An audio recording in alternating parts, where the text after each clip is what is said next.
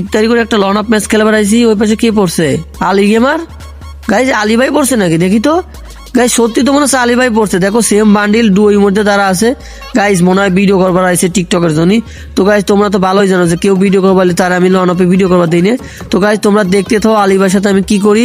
আর তোমরা যদি আলী ভাইয়ের চিনে থাকো অবশ্যই কমেন্ট বক্সে মেনশন দিয়ে যাবা। আর আলী ভাই ভিডিওটা নষ্ট করার জন্য সরি।